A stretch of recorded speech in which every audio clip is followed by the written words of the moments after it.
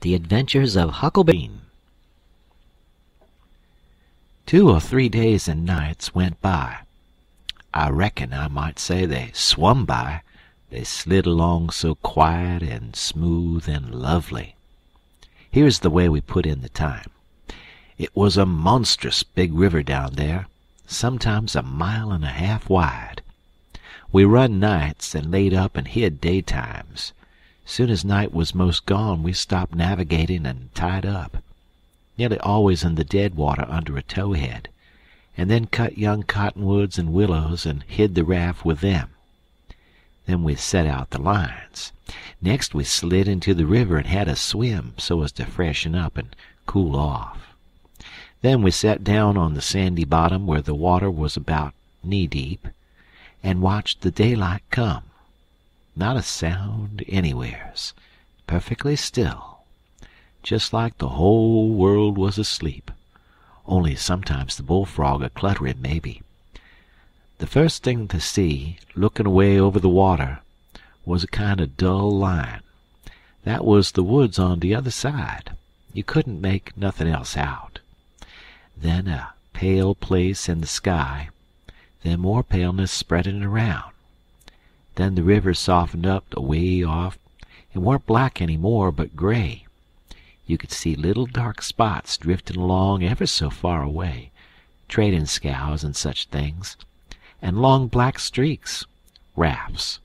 Sometimes you could hear a sweep squeaking, or jumbled up voices. It was so still, and sounds come so far.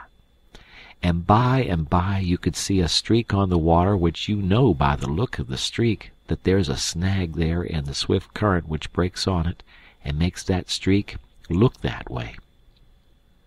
And you see the mist curl up off of the water, and the east reddens up, and the river, and you make out a log cabin in the edge of the woods, away on the bank on the other side of the river, being a wood yard likely, and piled by them cheats so you can throw a dog through it anywheres. Then the nice breeze springs up and comes fanning you from over there, so cool and fresh and sweet to smell on account of the woods and the flowers. But sometimes not that way, because they've left dead fish laying around, gars and such, and they do get pretty rank.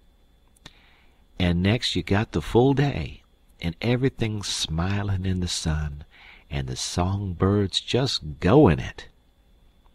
A little smoke couldn't be noticed now, so we would take some fish off of the lines and cook up a hot breakfast. And afterwards we would watch the lonesomeness of the river, and kind of lazy along, and by lazy off to sleep.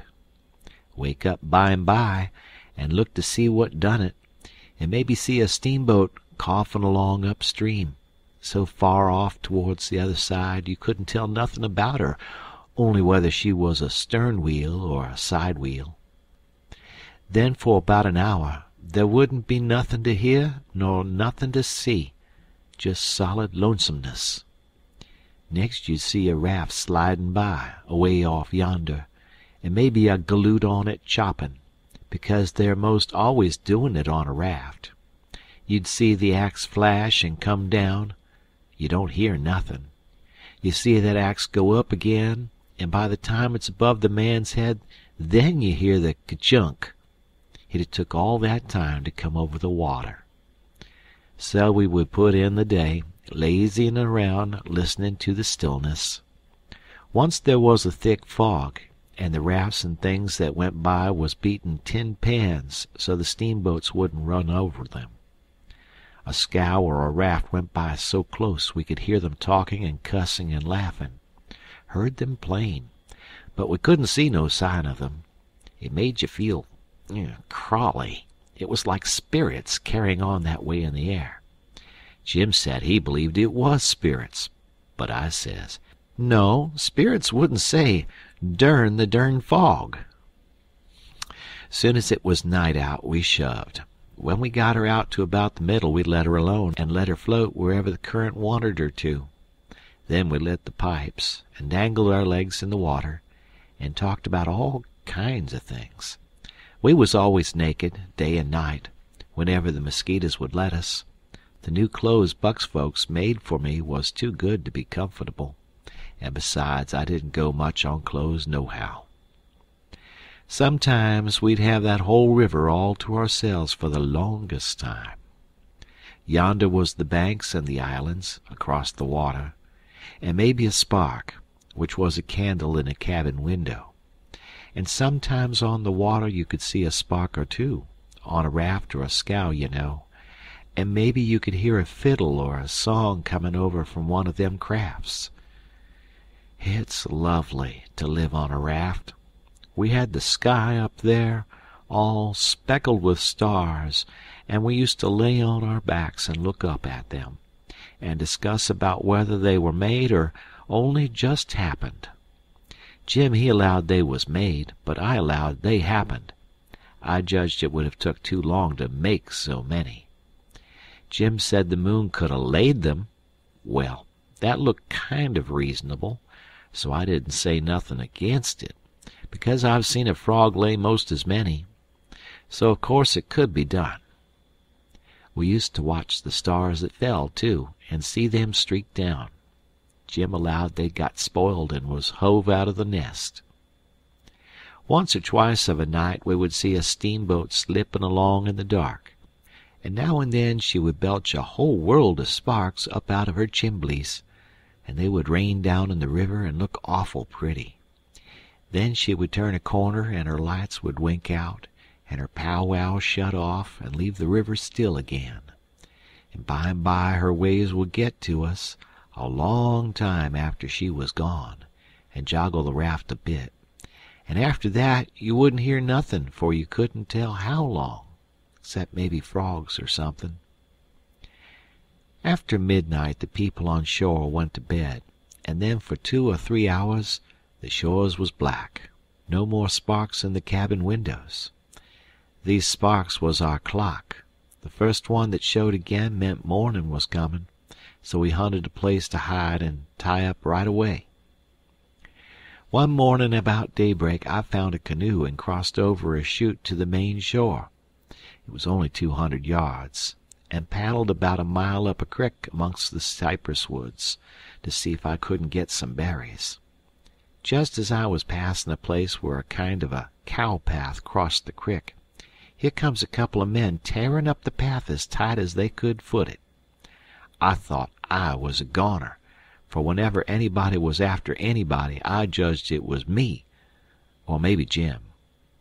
I was about to dig out from there in a hurry, but they was pretty close to me then, and sung out and begged me to save their lives. Said they hadn't been doing nothing, and was being chased for it.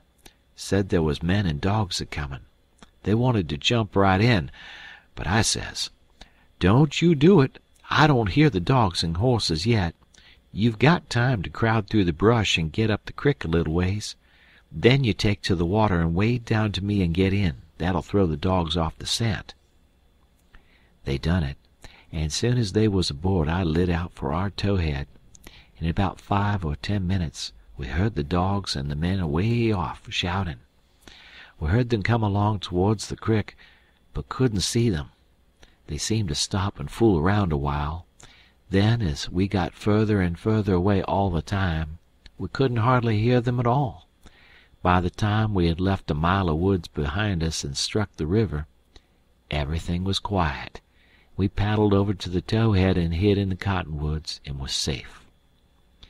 One of these fellows was about 70 or upwards, and had a bald head and very gray whiskers. He had an old battered-up slouch hat on, and a greasy blue woolen shirt, and ragged old blue jean breeches stuffed into his boot-tops, and home-knit galluses. No, he only had one. He had an old long-tailed blue jeans coat with slick brass buttons flung over his arm, and both of them had big, fat, ratty-looking carpet-bags.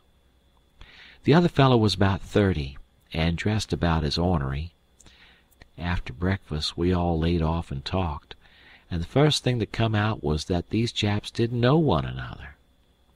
"What got you into trouble?" says the bald head to the other chap. "Well, I'd been selling an article to take the tartar off the teeth, and it does take it off, too.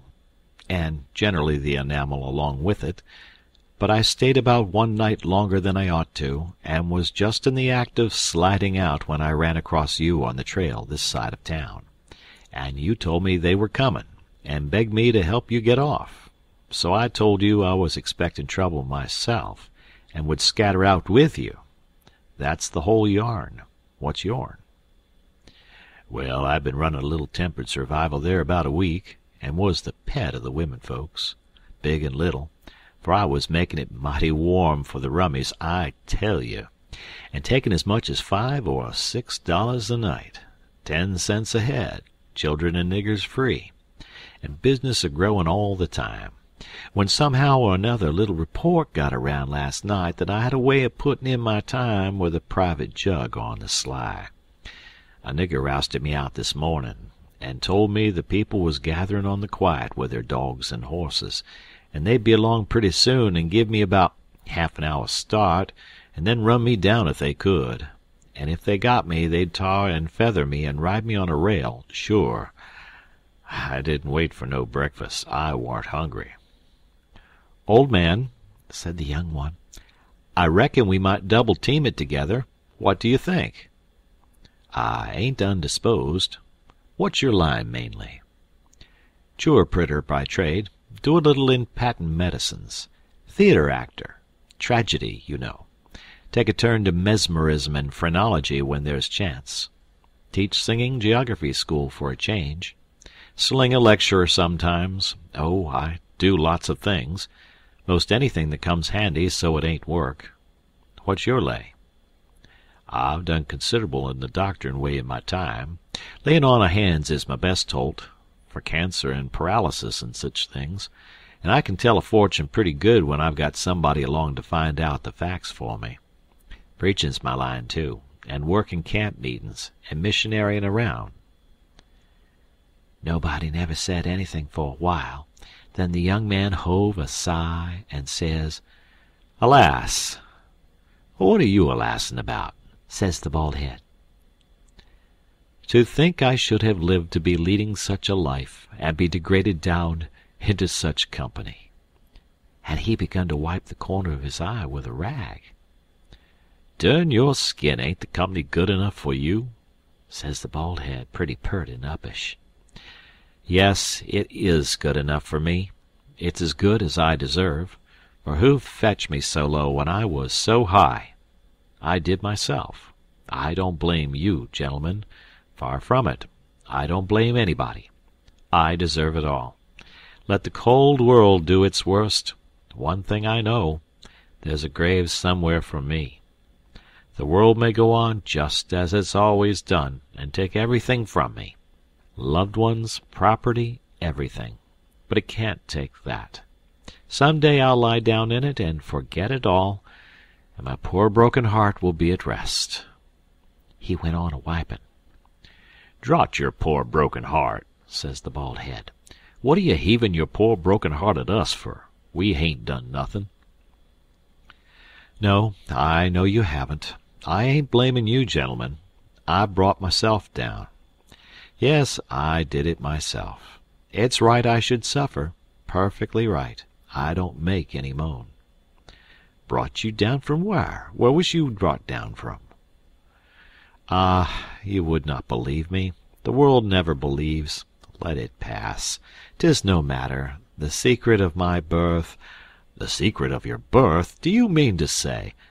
Gentlemen, says the young man, very solemn, I will reveal it to you, for I feel I may have confidence in you. By rights, I am a duke. Jim's eyes bugged out when he heard that, and I reckon mine did too. Then the bald head says, No, you can't mean it. Yes, my great-grandfather, eldest son of the Duke of Bridgewater, fled to this country about the end of the last century, to breathe the pure air of freedom, married here, and died, leaving a son, his own father dying about the same time. The second son of the late Duke seized the titles and estates. The infant real Duke was ignored. I am the lineal descendant of that infant. I am the rightful Duke of Bridgewater, and here I am, forlorn, torn from my high estate, hunted of men, despised by the cold world, ragged, worn, heartbroken, and degraded to the companionship of felons on a raft. Jim pitied him ever so much, and so did I. We tried to comfort him, but he said it warn't much use. He couldn't be much comforted. Said if we was a mind to acknowledge him, that would do him more good than most anything else. So he said we would, if he would tell us how.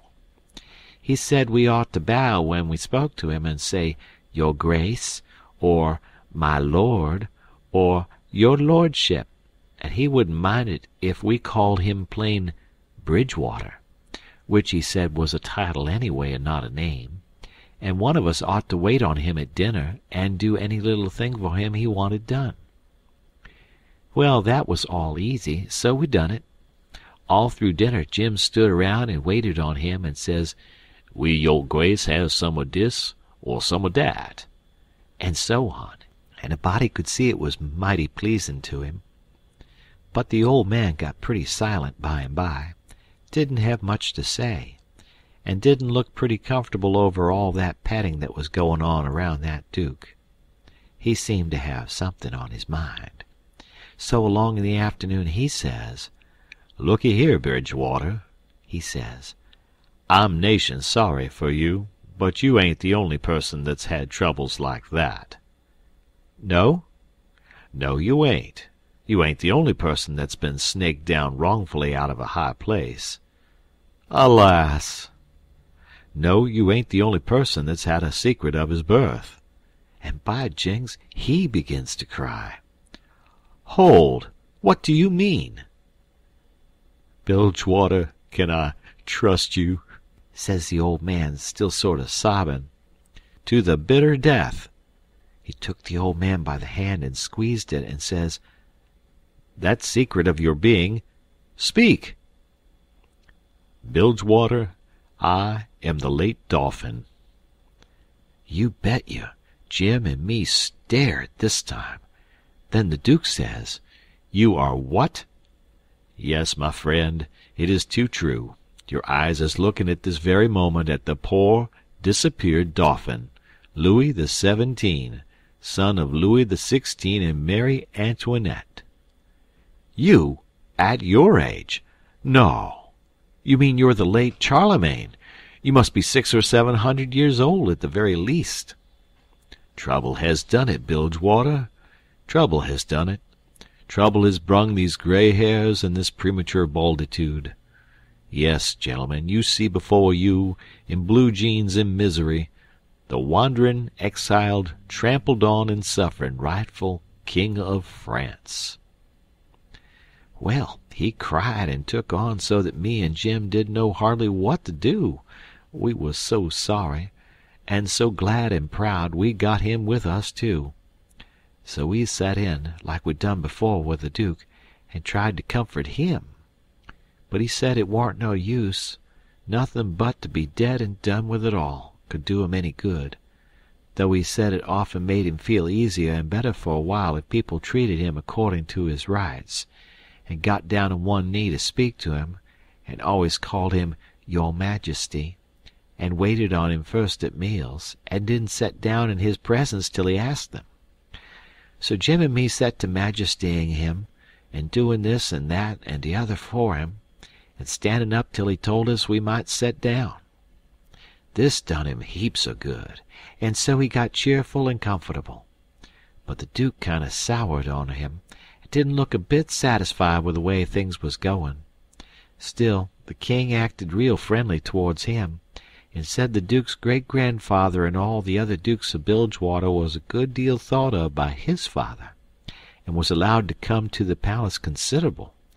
But the Duke stayed huffy a good while, till by and by the king says, "Like as not we got to be together a blame long time on this here raft, Bilgewater, and so what's the use of your being sour? It'll only make things uncomfortable. It ain't my fault I warn't born a duke. It ain't your fault you weren't born a king. So what's the use to worry? Make the best of things the way you find 'em, says I. That's my motto. This ain't no bad thing we've struck here. Plenty grub and an easy life. Come, give us your hand, Duke, and let's all be friends." The Duke done it, and Jim and me was pretty glad to see it. It took away all the uncomfortableness, and we felt mighty good over it, because it would have been a miserable business to have any unfriendliness on the raft. For what you want above all things on a raft is for everybody to be satisfied and feel right and kind towards the others. It didn't take me long to make up my mind that these liars weren't no kings nor dukes at all, but just low-down humbugs and frauds. But I never said nothin', never let on, kept it to myself. It's the best way. Then you don't have no quarrels, and don't get into no trouble.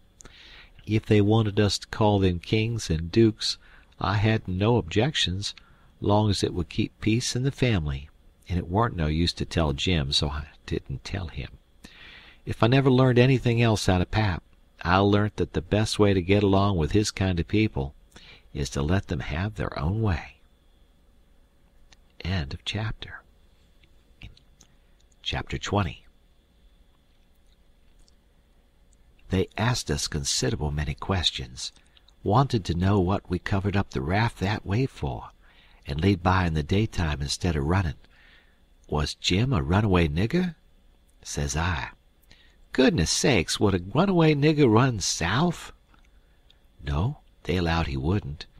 I had to account for things some way, so I says, my folks was living in Pike County in Missouri, where I was born, and they all died off but me and Pa and my brother Ike.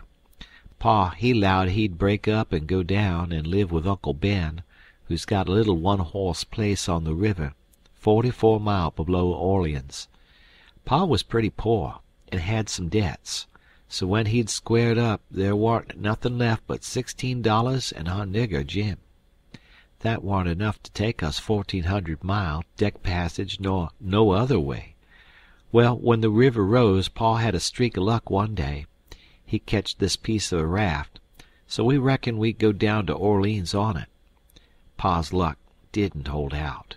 A steamboat run over the forward quarter of the raft one night, and we all went overboard and dove under the wheel. Jim and me come up all right, but Pa was drunk, and Ike was only 4 years old, so they never come up no more. Well, for the next day or two we had considerable trouble, because people was always comin' out in skiffs and trying to take Jim away from me, saying they believed he was a runaway nigger. We don't run daytimes no more now. Nights, they don't bother us. The Duke says, leave me alone to cipher out a way so we can run in the daytime if we want to. I'll think the thing over. I'll invent a plan that'll fix it. We'll let it alone for today, because of course we don't want to go by that town yonder in daylight. It mightn't be healthy. Towards night it begun to darken up and look like rain. The heat lightning was squirting around low down in the sky, and the leaves was beginning to shiver. It was going to be pretty ugly, it was easy to see that. So the Duke and the King went to overhauling our wigwam to see what the beds was like. My bed was a straw tick better than Jim's, which was a corn shuck tick, and there always cobs around about in a shuck tick, and they poke into you and hurt. And when you roll over, the dry shucks sound like you was rolling over in a pile of dead leaves. It makes such a rustling that you wake up. Well, the Duke allowed he would take my bed, but the King allowed he wouldn't. He says, I should have reckoned the difference in rank would have suggested to you that a corn shuck bed warn't just fitting for me to sleep on. Your Grace'll take the shuck bed yourself. Jim and me was in a sweat again for a minute, being afraid there was going to be some more trouble amongst them. So we was pretty glad when the Duke says, "'Tis my fate to be always ground into the mire under the iron heel of oppression. Misfortune has broken my once haughty spirit. I yield, I submit. 'Tis my fate. I am alone in the world. Let me suffer. Can bear it." We got away as soon as it was good and dark. The king told us to stand well out towards the middle of the river, and not show a light till we got a long ways below the town. We come in sight of the little bunch of lights by and by. That was the town, you know, and slid by about a half a mile out all right. When we was 3/4 of a mile below we hoisted up our signal lantern, and about 10 o'clock it came on to rain and blow and thunder and lightning like everything. So the king told us to both stay on watch till the weather got better. Then him and the Duke crawled into the wigwam and turned in for the night. It was my watch below till 12, but I wouldn't have turned in anyway if I'd had a bed, because a body don't see such a storm as that every day in the week, not by a long sight. My souls, how the wind did scream along! Every second or two there'd come a glare that lit up the white caps for a half a mile around, and you'd see the islands looking dusty through the rain, and the trees thrashing around in the wind. Then comes a whack! Bum, bum, bumble-umble-um, bum, bum, bum, bum, and the thunder would go rumbling and grumbling away and quit, and then rip comes another flash and another sacco de lodger. The waves most washed me off the raft sometimes, but I hadn't any clothes on and didn't mind. We didn't have no trouble about snags. The lightning was glaring and flittering around so constant that we could see them plenty soon enough to throw her head this way or that and miss them. I had the middle watch, you know, but I was pretty sleepy by that time, so Jim he said he could stand the first half of it for me. He was always mighty good that way, Jim was. I crawled into the wigwam, but the king and the Duke had their legs sprawled around so there warn't no show for me, so I laid outside. I didn't mind the rain because it was warm, and the waves warn't running so high now. About 2 they come up again, though, and Jim was going to call me, but he changed his mind because he reckoned they weren't high enough yet to do any harm. But he was mistaken about that, for pretty soon all of a sudden along comes a regular ripper and washed me overboard. It most killed Jim a-laughing. He was the easiest nigger to laugh that ever was, anyway. I took the watch, and Jim he laid down and snored away, and by the storm let up for good and all, and the first cabin light that showed I rousted him out, and we slid the raft into hiding quarters for the day. The king got out an old ratty deck of cards after breakfast, and him and the Duke played 7-up a while, 5 cents a game. Then they got tired of it and allowed they would lay out a campaign, as they called it. The Duke went down into his carpet-bag and fetched up a lot of little printed bills and read them aloud.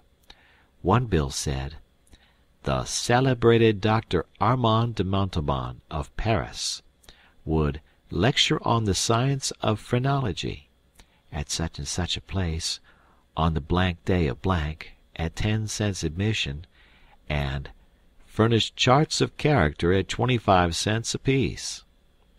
The Duke said that was him. In another bill he was the world-renowned Shakespearean tragedian, Garrick the Younger, of Drury Lane, London.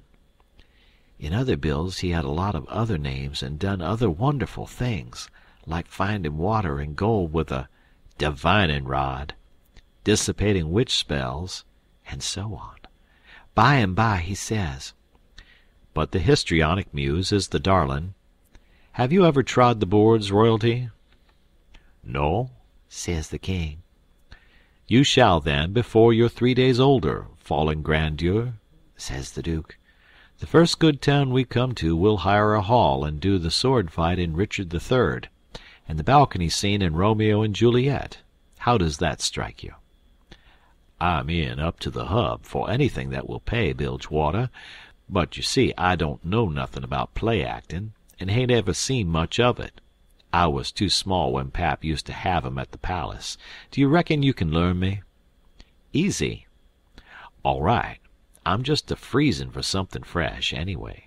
Let's commence right away." So the Duke he told him all about who Romeo was and who Juliet was, and said he was used to being Romeo, so the king could be Juliet.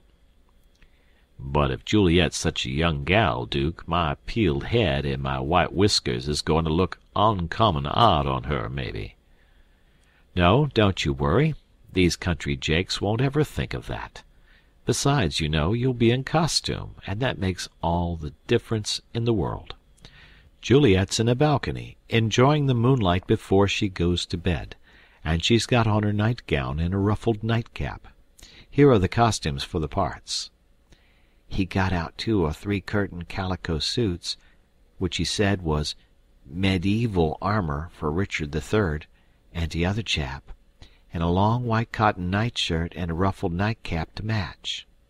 The king was satisfied, so the Duke got out his book and read the parts over in the most splendid spread-eagle way, prancing around and acting at the same time to show how it had got to be done. Then he give the book to the king and told him to get his part by heart. There was a little one-horse town about 3 mile down the bend, and after dinner the Duke said he had ciphered out his idea about how to run in daylight without it being dangersome for Jim. So he allowed he would go down to the town and fix that thing. The king allowed he would go too and see if he couldn't strike something. We was out of coffee, so Jim said I better go along with them in the canoe and get some. When we got there wa'n't nobody stirring, streets empty, and perfectly dead and still, like Sunday. We found a sick nigger sunning himself in the backyard, and he said everybody that wa'n't too young or too sick or too old was gone to camp meeting about 2 mile back in the woods. The king got the directions and allowed he'd go and work that camp meeting for all it was worth, and I might go too. The Duke said that what he was after was a printing office. We found it, a little bit of a concern, up over a carpenter shop. Carpenters and printers all gone to the meeting, and no doors locked. It was a dirty, littered-up place and had ink marks and handbills with pictures of horses and runaway niggers on them, all over the walls. The Duke shed his coat and said he was all right now. So me and the king lit out for the camp meeting. We got there in about a half an hour fairly dripping, for it was a most awful hot day. There was as much as 1,000 people there from 20 mile around. The woods was full of teams and wagons, hitched everywheres, feeding out of the wagon troughs and stomping to keep off the flies. There was sheds made out of poles and roofed over with branches, where they had lemonade and gingerbread to sell, and piles of watermelons and green corn and such like truck. The preaching was going on under the same kind of sheds, only they was bigger and held crowds of people. The benches was made out of outside slabs of logs with holes bored in the round side to drive sticks into for legs. They didn't have no backs. The preachers had high platforms to stand on at one end of the sheds. The women had on sunbonnets, and some had linsey-woolsey frocks, some gingham ones, and a few of the young ones had on calico. Some of the young men were barefooted, and some of the children didn't have any clothes on but just a tow linen shirt. Some of the old women was knitting, and some of the young folks was courting on the sly. The first shed we come to, the preacher was lining out a hymn. He lined out 2 lines, everybody sung it, and it was kind of grand to hear it. There was so many of them, and they done it in such a rousing way. Then he lined out 2 more for them to sing, and so on. The people woke up more and more and sung louder and louder, and towards the end some begun to groan, and some begun to shout. Then the preacher begun to preach, and begun in earnest too, and went weaving first to one side of the platform and then the other, and then a-leaning down over the front of it, with his arms and his body going all the time, and shouting his words out with all his might. And every now and then he would hold up his Bible and spread it open, and kind of pass it around this way and that, shouting, "It's the brazen serpent in the wilderness. Look upon it and live." And people would shout out, "Glory! Amen!" And so he went on, and the people groaning and crying and saying amen. Oh, come to the mourner's bench, come black with sin, amen. Come sick and sore, amen. Come lame and halt and blind, amen. Come poor and needy, sunk in shame, amen.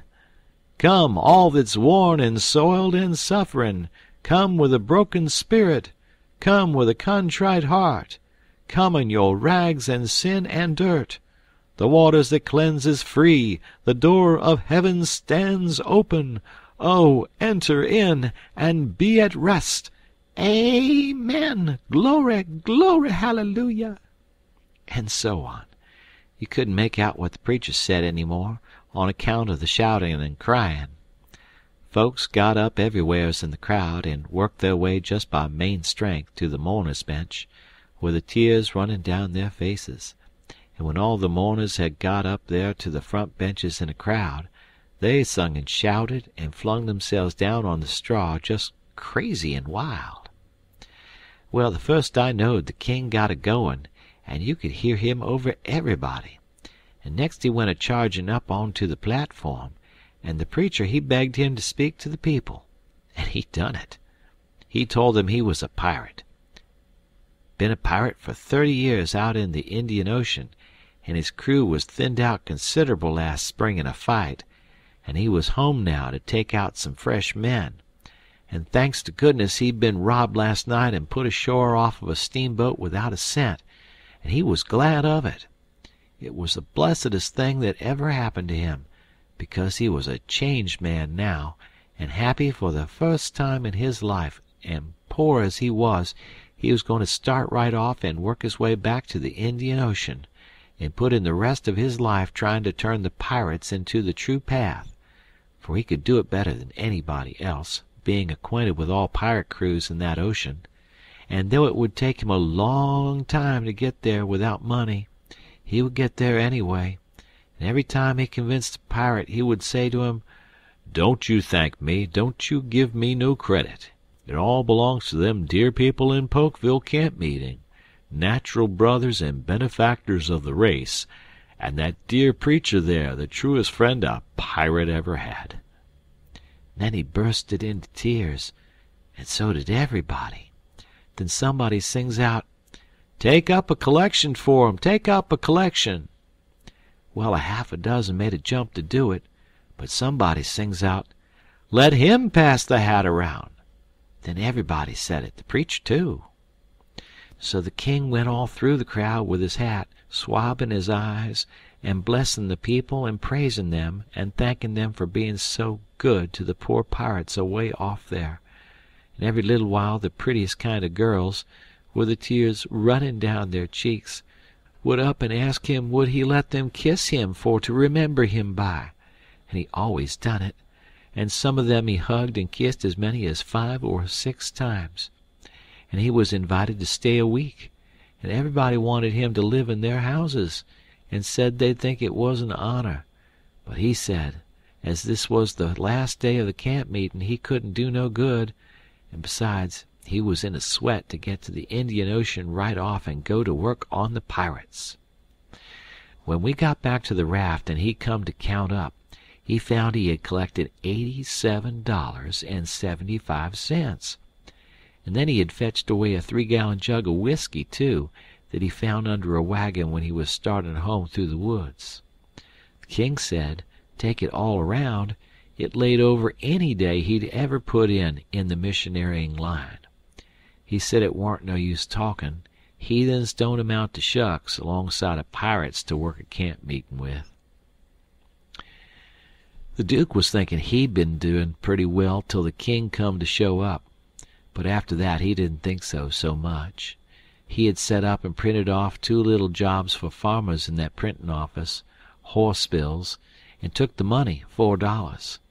And he had got in $10 worth of advertisements for the paper, which he said he would put in for $4 if they would pay in advance.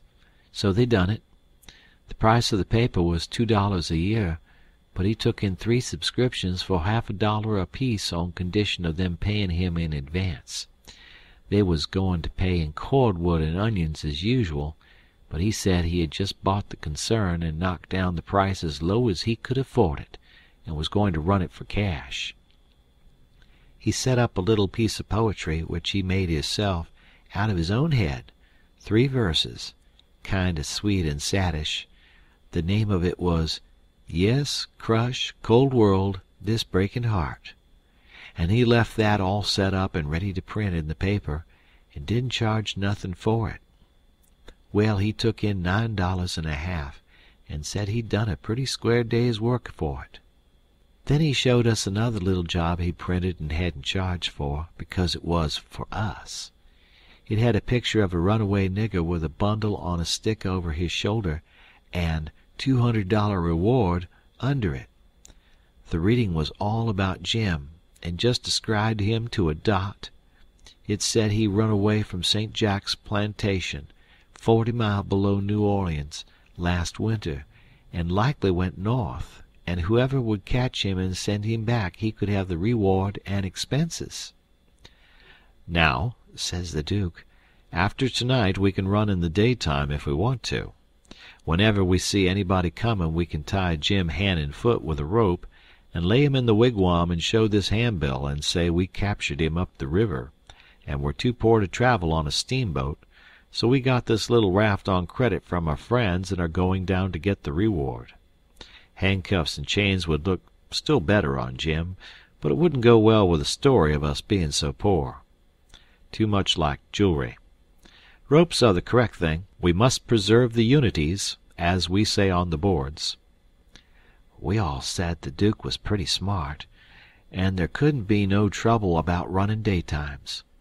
We judged we could make miles enough the night to get out of the reach of the powwow we reckoned the Duke's work in the printing office was going to make in that little town. Then we could boom right along if we wanted to. We laid low and kept still, and never shoved out till nearly 10 o'clock. Then we slid by, pretty wide away from the town, and didn't hoist our lantern till we was clear out of sight of it. When Jim called me to take the watch at 4 in the morning, he says, "Huck, does you reckon we're going to run across any more kings on this trip?" "No," I says, "I reckon not." "Well," says he, "that's all right, den. I don't mind 1 or 2 kings, but that's enough. This one's powerful drunk, and the Duke ain't much better."